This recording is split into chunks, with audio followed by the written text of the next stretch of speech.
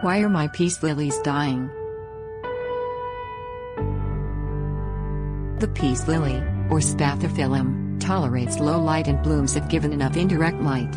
It also thrives on indoor temperatures.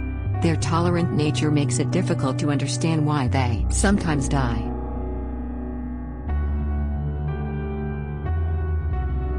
Dormancy.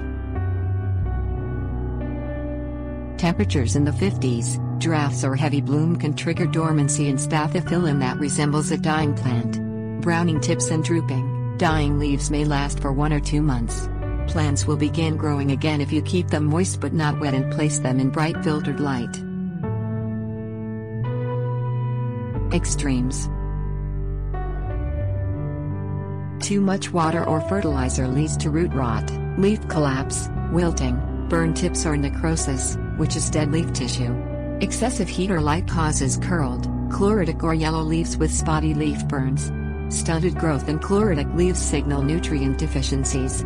Sudden plant-wide leaf collapse, or crashing, means the plant is too dry. Repeated crashes can result in chlorosis or death. Diseases and pests. Fungal diseases cause mushy leaves, usually starting from the base of the plant.